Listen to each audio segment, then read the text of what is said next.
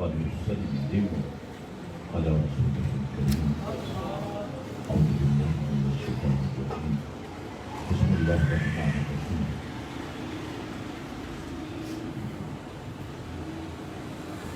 إن أكرمكم عند الله أتقاكم.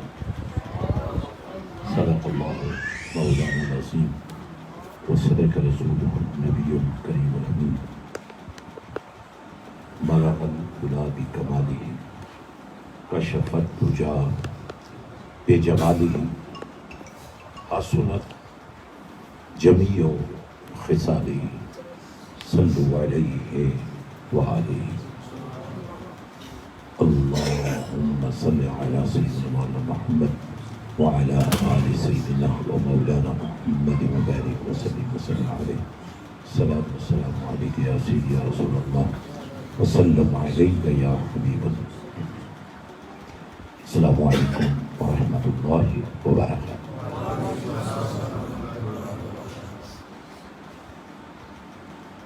اللہ پاک کا فرمان ہے لقد خلقنا الانسان فی احسن تقویم. پھر اللہ فرماتا ہے لقد کرمنا بنی آدم. پھر اللہ فرماتا ہے لقد من اللہ علی المؤمنین اذ بعث فیہم رسولا من انفسہم یتلو علیہم آیاتہ ویزکیہم ویعلمہم الکتاب والحکمہ. اب ان تینوں آیات پر غور فرمائیں.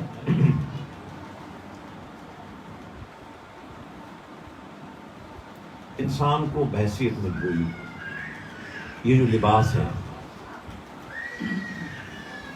اس کو اللہ تعالیٰ نے بنانے میں اپنی تخلیق کا حسن پورے کرم سے جلوہ گر کیا ہے. اب جب اللہ فرما دے کہ یہ میری تخلیقات میں سے شاہکار ہے اور جن کو فرشتوں کو نور سے بنایا کیا کہنا، تو جن کو آگ سے بنایا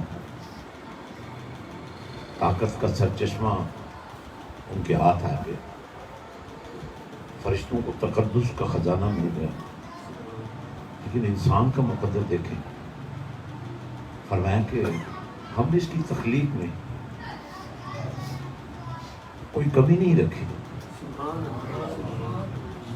عام طور پر آپ نے دیکھا ہوگا فصل بہت اچھی بھی ہو جائے، دکان بھری بھری بھی ہو، لیکن اگر فصل کی حفاظت نہ کی جائے، دکان کو چلانے کا سلیقہ نہ ہو، کوئی ٹائم فریم نہ ہو، کوئی طریقہ کار نہ ہو، تو سب کچھ اجڑ جاتا ہے. تو اللہ فرماتا ہے ہم نے ایسا بلکہ تعلیم کا اور تربیت کا پورا نظام بھی عطا فرمایا. اسلام کا اور تعلیم کا، علم کا اور تربیت کا چوری دامن کا ساتھ 1,00,000 اور کئی ہزار انبیاء کرام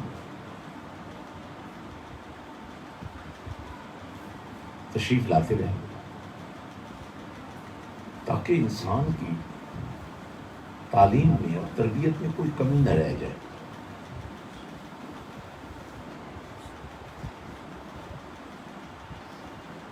اور پھر فرمایا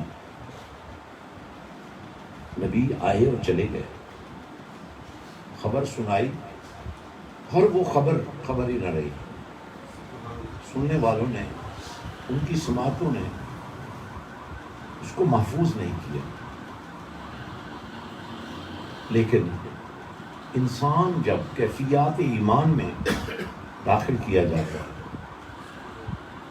تو دیکھیں ہمارے نبی پاک صلی اللہ علیہ وسلم کو دنیا میں ظاہری وجود کے ساتھ آئے 1400 سال ہو گئے، لیکن 63 سال کی زندگی میں جو تعلیم کی اور تربیت کے نقوش انہوں نے اپنے عاشقوں پر چھوڑے، ان کے اثرات آج بھی موجود ہیں، اور ان اثرات کا موجود ہونا ہی اس بات کی دلیل ہے کہ بہت سارے انسان، ویسے ہر انسان اچھا ہوتا ہے، جب وہ پیدا ہوتا ہے تو وہ مسلمان ہوتا ہے، اسے اسلام کی فطرت پر پیدا کیا جاتا ہے، لیکن ماحول کی وجہ سے، تعلیم اور تربیت کی غلطیوں کی وجہ سے اس انسان میں اچھائیاں کم ہو جاتی ہیں۔ اس لیے بہت دفعہ لوگ ایک دوسرے کو کہہ بیٹھتے ہیں بڑا برا انسان ہے، بڑا ظالم انسان ہے، بڑا بدماش ہے، بڑا بے ضمیر ہے۔ یہ ساری وہ باتیں جو ہم کرتے رہتے ہیں، لیکن اللہ فرماتا ہے میں نے ایک انتظام کیا ہے، میں تمہیں کبھی گرنے نہیں دوں گا۔ اور وہ انتظام کیا ہے؟ لا الہ الا اللہ محمد رسول اللہ۔ اب اس انتظام میں اہتمام دیکھیے، ہر نبی آیا کلمہ لے کے آیا، تو آج وہ کلمے ہم تو سنا سکتے ہیں، بتا سکتے ہیں، لیکن جو ان کے ماننے والے تھے انہیں تو یاد ہی نہیں کہ ہمارا کوئی کلمہ بھی تھا۔ دو قومیں مذہب کے حوالے سے موجود ہیں، باقی تو سب ختم ہو گئی۔ یا حضرت موسیٰ علیہ السلام کی کلمہ تو دیا گیا، لا الہ الا اللہ موسیٰ کلیم اللہ۔ حضرت عیسیٰ علیہ السلام کو بھی کلمہ دیا گیا، لا الہ الا اللہ عیسیٰ روح اللہ۔ آج کسی عیسائی کو یہ کلمہ آتا ہے، آج کسی یہودی کو یہ کلمہ آتا ہے، لیکن ہمارے نبی کا کلمہ تو آج بھی اور بہت پہلے بھی اس کلمے کے اثرات کا یہ عالم ہے کہ حضرت آدم علیہ السلام پہلا انسانی وجود اللہ سے یہ پوچھنے پر ملتا ہے، oh my lord I have a confusion. Confusion is, you have announced, I am the first person created. But who is the person whose name is written with your name on the heights of your throne?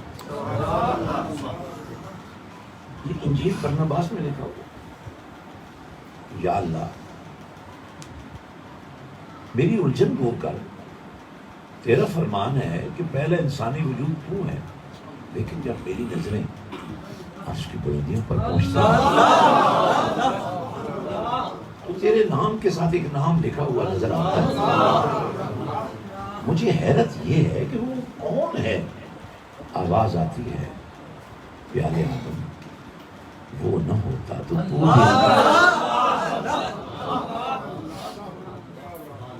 حضرات، اب ہمارے نبی پاک صلی اللہ علیہ وسلم کو اللہ تعالیٰ نے جو نظام دیا اس کی خصوصیت یہ ہے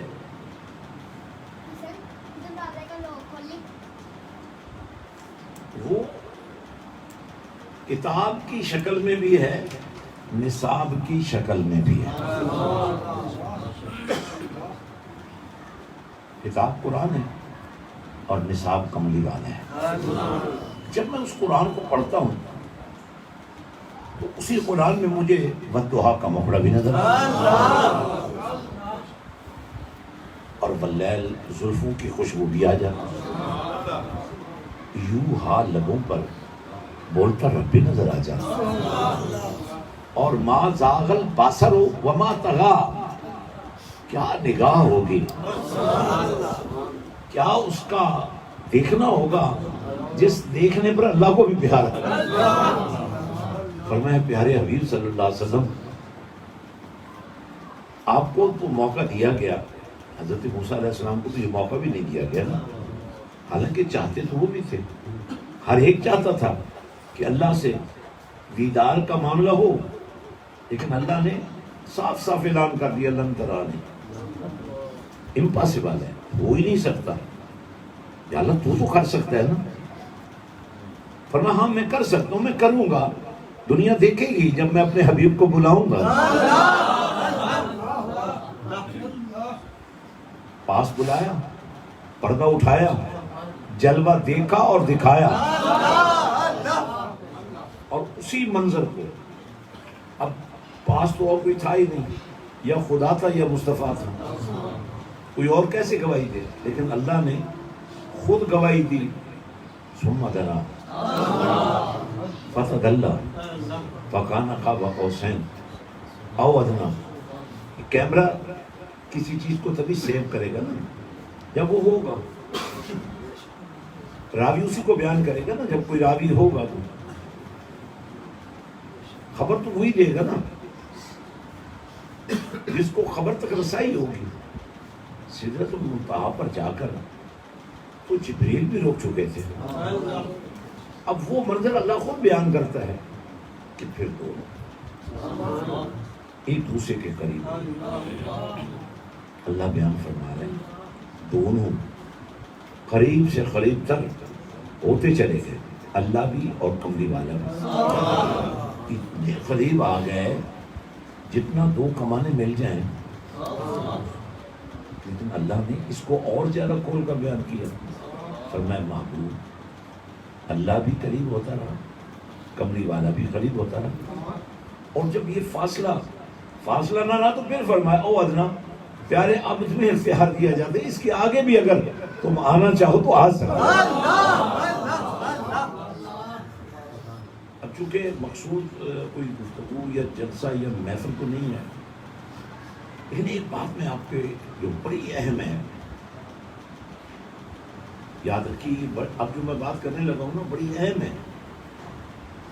ایک ہوتا ہے ڈرائیور، ایک ہوتا ہے سواری. دونوں گاڑی میں سوار ہوتے ہیں، لیکن فرق کیا ہے؟ جو سوار ہے ڈرائیور بھی سوار ہے، جو سواری سوار ہے اس نے بیٹھنا ہے، اس نے اس چلتی گاڑی میں کوئی رول نہیں ادا کرنا بیٹھنے کے علاوہ. لیکن وہ سوار جو گاڑی چلا رہا ہے اس کی حیثیت یہ ہے کہ سب کی حفاظت اس نے ہی کرنا، سب کی سلامتی کا وہی ذمہ دار ہے. اب جتنے آپ حضرات بیٹھے ہیں، اگر تو آپ کا رول ہے سواری والا تو پھر بھی کسی اناڑی کے ساتھ تو نہ جائیں.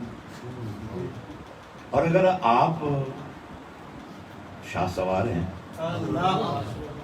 اگر آپ نے اللہ تعالیٰ سے کوئی صلاحیت پا لی ہے، اگر معاشرے میں آپ کی کوئی ہے، اگر سر کے بالوں سے لے کر پاؤں کے ناخنوں تک اللہ نے آپ کے روپ میں کوئی لوگوں کے لیے بہتری کی گنجائش رکھی ہے، تو آپ کو سواری نہیں بننا چاہیے، آپ کو شاہ سوار بننا چاہیے، آپ کو ذمہ دار بننا چاہیے. ویسے میں آپ کو ایک بات بتاؤں، مدینے کے تاجدار نے فرمایا صلی اللہ علیہ وسلم نے کلکم راعی، تم میں سے ہر شخص ذمہ دار ہے. ایک باپ اپنی اولاد کے لیے، ایک استاد اپنے شاگردوں کے لیے، ایک لیڈر اپنی رعایا کے لیے، اور ایک مرشد. ان میں سب سے بڑا اسٹیٹس ہے مرشد کا. اب یہ تو اس کی جو ترتیب اور تشکیل ہے یہ بنتا ہے رشد سے، اور رشد اس ہدایت کو کہتے ہیں جو مل جائے تو بندہ رکتا نہیں ہے. حضرات اگر میں آپ کو صرف یاد دہانی کے طور پہ یہ بات کہوں، اگر اللہ نے آپ کو کوئی صلاحیت دی ہے، اگر معاشرے میں اللہ تعالیٰ نے کوئی حیثیت دی ہے، آپ سواری نہ بنیں، ڈرائیو کریں، لوگوں کو محفوظ مقام تک پہنچائیں. تو اس وقت انشاءاللہ بھی جماعت بھی کرتے ہیں، یہی جماعت کرتے ہیں. جو مسجد میں جانا چاہیں وہ جائیں. یا ظاہر ان کا ڈرائیو کر رہے ہیں، نہیں وہی ڈرائیو کر رہے ہیں. ان کی نماز کے ساتھ بہت سارے لوگوں کو نماز وہ بس کریں. اب آپ دیکھیں نا، امام ہی اگر احتیاط نہیں کرے گا تو باقیوں کا کیا بنے. یہ ہے بات سمجھنے والی. میں آپ سے صرف یہ کہنا چاہتا ہوں، اگر کسی بھی طرح کسی بھی حیثیت میں آپ کوئی اچھا کام فروغ دے سکتے ہیں، کوئی اچھائی پھیلا سکتے ہیں، کسی اچھائی پر پیدا دے سکتے ہیں، تو انسان کو اچھا بننے کے لیے، اچھا انسان کہلانے کے لیے تعلیم بھی چاہیے، تربیت بھی چاہیے، حفاظت بھی چاہیے، اور سپورٹ بھی چاہیے، اور مدد بھی چاہیے۔ تعاونوا علی البر والتقوی ولا تعاونوا علی الاثم والعدوان۔ حضرات، چونکہ گنجائش نہیں ہے، لیکن میں دیکھ رہا ہوں آپ لوگوں میں گنجائش ہے، آپ کچھ کر سکتے ہیں۔ اس لیے میں ایک آخری کلام کرنا چاہتا ہوں۔ اللہ فرماتا ہے، اب دیکھیں انسان کو تخلیق کا حسین ترین روپ دیا، بزرگی کا تاج جب سر پہ رکھا تو یہ بھی اللہ کی خاص مہربانی تھی، لیکن فرمایا تمہاری تربیت کے لیے، تمہاری حفاظت کے لیے، تمہاری سپورٹ کے لیے، تمہاری مدد کے لیے ہم نے تم پر احسان کیا، تمہیں ایمان بھی دیا اور کملی والا بھی دیا۔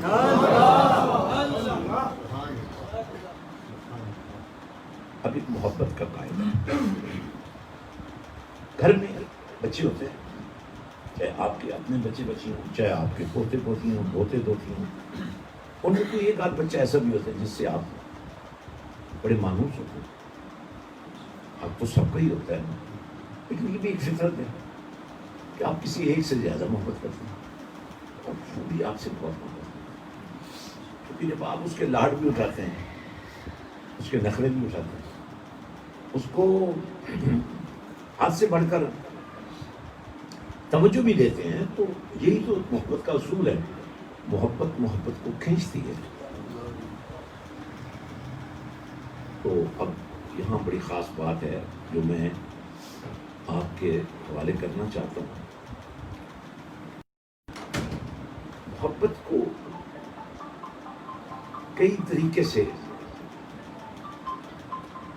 ظاہر کیا جاتا ہے، اور آسان ترین اظہار جو محبت کا ہے وہ یہ ہے کہ آپ زبان سے یہ احساس، الفاظ کے چناؤ سے یہ احساس، اور اخلاق کے حوالے سے یہ احساس اگلے بندے میں پیدا کریں کہ واقعی آپ اس سے بڑی محبت کریں۔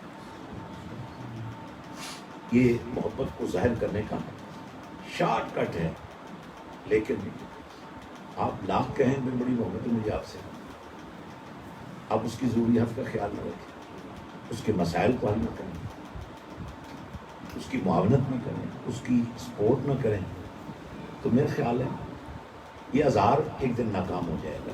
اگلا بندہ بھی تو یہ سمجھے گا بھئی مجھے تو بھوک لگی ہوئی ہے، تو یہ محبت تو بڑی کر رہا ہے، وہ کھانا بھی نہیں کھلا رہا ہے، محبت تو بڑی ہے، وہ تو بہت اچھا لباس پہنا ہوا ہے، اور میرے کپڑوں کے ساتھ وہ لگی ہوئی ہیں، پیغام لگے ہوئے ہیں، اس کو اندازہ بھی نہیں ہے کہ مجھے بھی کپڑے پچھائیں۔ اظہار محبت میں زبان سے جو اظہار کیا جاتا ہے اس کی ویلیو تب بنتی ہے جب آپ عملاً بھی ایسا کرتے ہیں۔ تو اللہ تعالیٰ نے اس کائنات کی محبوب ترین ذات جو ہے وہ میرے اور آپ کے نبی کو بنایا، اور بڑے کمال کی بات یہ ہے، باقی جس سے بھی اظہار محبت کریں گے نا آپ کو اس کو ثابت کرنا پڑے گا، لیکن نبی سے اظہار محبت کے لیے کوئی ثبوت دینا ضروری ہے، کافی ہے کہ آپ کبھی درود پڑھیں، کبھی سلام بھیجیں، کبھی تعریف کریں، کبھی توصیف کریں، کبھی محفل سجائیں، کبھی رنگ بکھیریں، کبھی خوشبو پھیلائیں، کبھی سیرت بیان کریں، کبھی صورت بیان کریں۔ اب کچھ بھی نہ کریں، اتنا ہی کرتے رہیں نا تو پھر ظاہر ہے وہاں سے تو کرم ہی کر رہا ہے۔ میری آپ سے گزارش یہ ہے، آپ دیکھیں اس پر غور کرنا، اللہ فرماتے ہیں لقد من اللہ علی المؤمنین، ایک ہے مسلمین، ایک ہے مومنین، جو کلمہ پڑھ لے مسلمان تو ہو جاتے ہیں۔ کسی کے اسلام کو آپ میسر نہیں کر سکتے، تول نہیں سکتے، اس کی گہرائی کو آپ چیلنج نہیں کر سکتے، لیکن جب کسی کو مومن کہہ دیا جائے تو آپ گارنٹی کے ساتھ کہہ سکتے ہیں یہ وہ شخص ہے جس نے اسلام دل سے قبول کیا اور اس کا عمل بتا رہا ہے کہ یہ واقعی مومن ہے۔ اب جیسے آپ نے سنا پڑا کہ جو شہید ہوتا ہے، اللہ کی راہ میں جان دے دیتا ہے، وہ مرتا نہیں ہے، وہ زندہ ہوتا ہے۔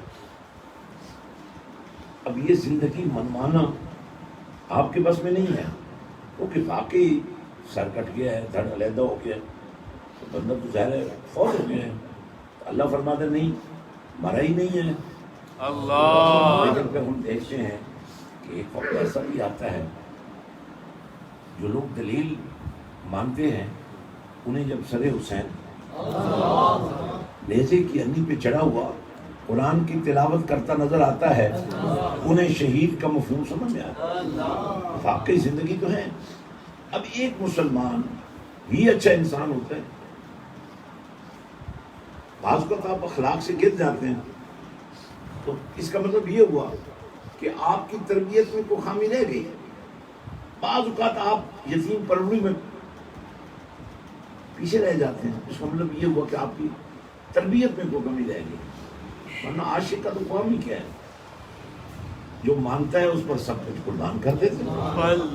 حضرات اللہ فرماتا ہے لقد من اللہ علی المؤمنین، یہ آپ پر اے ماننے والو، ایمان والو، اللہ کا بہت بڑا احسان ہے۔ اذ بعث فیہم رسولا، کہ تمہیں مبعوث کیا ایک رسول کو، ایک ایسا رسول جس کے بارے میں فرمایا من انفسہم، ہے تو تمہیں میں سے، لیکن سن لو نہ اس کو اپنے جیسا کہنا نہ ان کو اپنے جیسا سمجھنا، بلکہ کیا فرق ہے، رسولا من انفسہم، ہے تمہیں میں سے، بھیجا بھی تمہیں کی طرف گیا ہے، لیکن اس رسول کی شان یہ ہے جب بولتا ہے تو اس کے لبوں کے ساتھ بولتا ہے، وَيُزَكِّيهِمْ، جب دیکھتا ہے نا، دیکھنے سے پاکیزگی اور طہارت کا عمل شروع ہو جاتا ہے، وَيُعَلِّمُهُمُ الْكِتَابَ وَالْحِكْمَةَ، اور اس کی صحبت میں جو علم ہے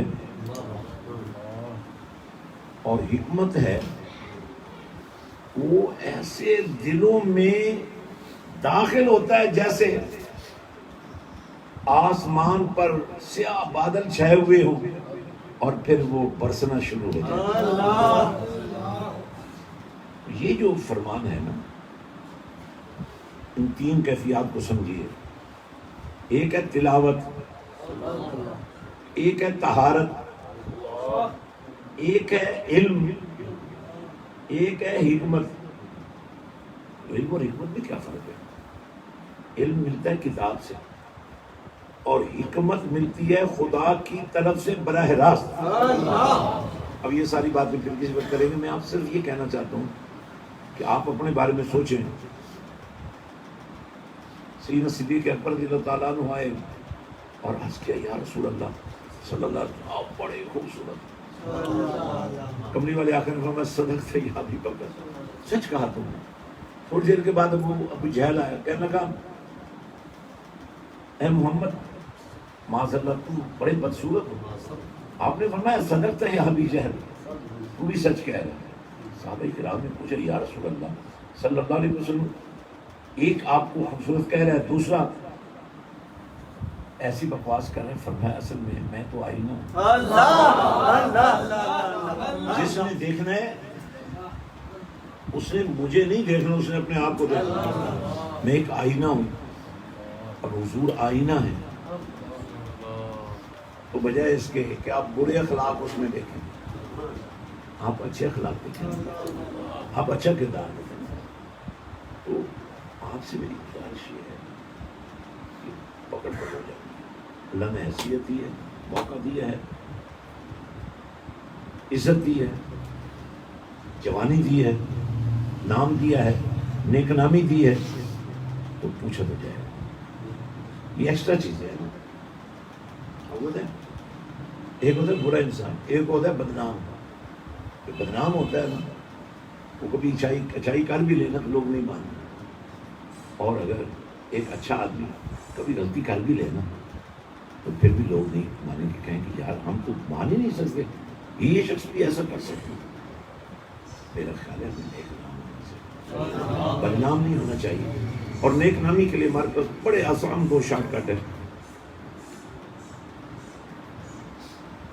آج سے تربیت شروع ہو جائے. آپ نے کیا ایک کام کرنا ہے،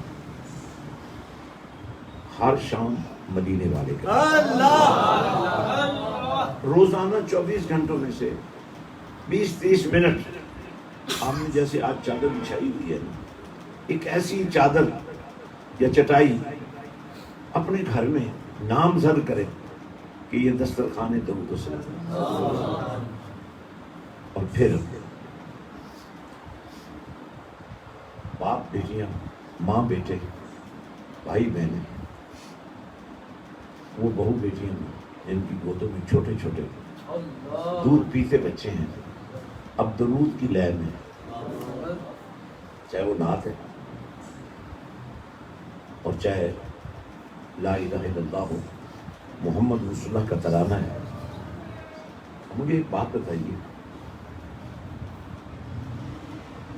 ماؤں کی گودوں میں دودھ پیتے بچوں کو جب درود کی ڈوریاں ملیں گی تو رگوں میں دوڑنے والا کون؟ خوف خدا کی نہیں، عشق رسول کے نہیں. لیکن جو ہم نے دیے ہی نہیں، ہم اس کا تقاضا کیسے کر سکتے؟ اس پر ہم نے ایک بڑا منظم نیٹ ورکنگ کی ہے اور ایک باضابطہ ویب سائٹ کریٹ کر دی ہے، markaz-e-dood.com، اور واٹس ایپ کے بھی کچھ گروپ بنا دیے ہیں. یہ نمبر آپ کو دے دیں. روزانہ تقریباً 26 کروڑ درود جمع ہوتا ہے. آپ اگر گھر کے 10 افراد بیٹھ کر پڑھیں بھی صحیح، آدھا یا 3 افراد مرکز درود میں پہنچے گا تو وہاں تو ٹھاٹھے مارتا وہ کروڑوں کا سمندر ہے. تو آپ کا یہ درود جو ہے 26 کروڑ میں مل کر 1000 نہیں رہے گا، 26 کروڑ بن جائے گا. ہم مجھے بتائیے اس کو 3 دفعہ 10 کے حساب سے ملٹی پلائی کریں تو کتنی بڑی برکت درود پڑھنے سے، اور وہ بھی جسٹ 20 یا 30 منٹ. لیکن ایک ٹائم فریم آپ طے کر لیں، مغرب کے بعد عشاء تک، عشاء سے بعد، عشاء سے تھوڑا پہلے، کوئی وقت جب آپ بھی گھر میں ہوں، بچے بھی جاگ رہے ہوں، خواتین بھی کام سے فارغ ہو جائیں، اور محبت دیکھیں میری کتنی بڑھے گی. پھر یہ دیکھیے برکت کتنی ہوگی، نفرت ختم ہو جائے گی، بدبو ختم ہو جائے گی، ہر طرف خوشبو ہو جائے گی. الف اللہ چبے دی مرشد من میرے بچ لائی، نفی اسباب دا پانی ملیا، ہر رگے ہر جائی اندر بوٹی مشک مچائے. لگی نا بوٹی، یہ اتنا آسان کام نہیں ہے، لیکن ایک دفعہ شروع کر لیا نا تو مزہ بڑھا ہے. لوگ مزہ لینے کے لیے روز کسی نہ کسی ایسے چوک میں پہنچے ہوتے ہیں جہاں پیسے خرچ کریں، کبھی جناب جلیبیاں کھا رہے ہیں، کبھی جناب کہتے ہیں اس کو جناب وہ برگر بن رہے ہیں، پیزے بن رہے ہیں، خرچہ کر کے. اور یہاں خرچے کے بغیر سودا مل رہا ہے عشق مصطفیٰ سے. آپ کی ہر شام جب مدینے والے کے نام ہو جائے گی تو پھر ایک کیفیت آپ کے اندر پیدا ہو جائے گی. جب آپ درود پڑھنے کی عادت اپنا لیں گے پھر زندگی میں وہ رات بھی آ جائے گی، آپ درود پڑھتے پڑھتے سو جائیں گے، پردہ اٹھ جائے گا درود والا نبی. ایک تو یہ بڑا آسان طریقہ ہے جس پر آپ نے عمل درآمد کرنا ہے. اور دوسرا آپ نے جرأت کر کے اہتمام رکھنا ہے نماز کا، کیونکہ یہ جو نماز کا فلسفہ ہے یہ آپ کی طہارت کے لیے، کیونکہ نماز سے پہلے آپ جب وضو کرتے ہیں تو صرف یہ آزاد ہونے سے ہی اب آپ نے پاؤں تو دھوئے، آپ نے گھٹنے تو نہیں دھوئے، آپ نے اپنی پشت تو نہیں دھوئی، آپ نے کمر تو نہیں دھوئی، آپ نے کندھے تو نہیں دھوئے، لیکن مدینے کے تاجدار نے فرمایا ادھر ہاتھ دھوئے، ادھر منہ دھویا، ادھر پاؤں دھوئے، سر کے بالوں سے لے کر پاؤں کے ناخن تک وجود میں جتنے گناہ ہیں صرف وضو کرنے سے جھڑ جاتے ہیں۔ اور وضو کے پانی کا اثر ایسا ہے کہ قیامت کے دن بڑا مشکل وقت ہے، لیکن اللہ نے اس مشکل وقت کو ٹالنے کے لیے بڑے آسان تقاضے عطا فرمائے ہیں۔ نبی رحمت صلی اللہ علیہ وسلم نے فرمایا کہ قیامت کے دن ہاتھ بھی چمکیں گے، چہرے نور بن جائیں گے، پاؤں بھی نور بن جائیں گے، وضو کے پانی کے اثر کا یہ عالم ہوگا۔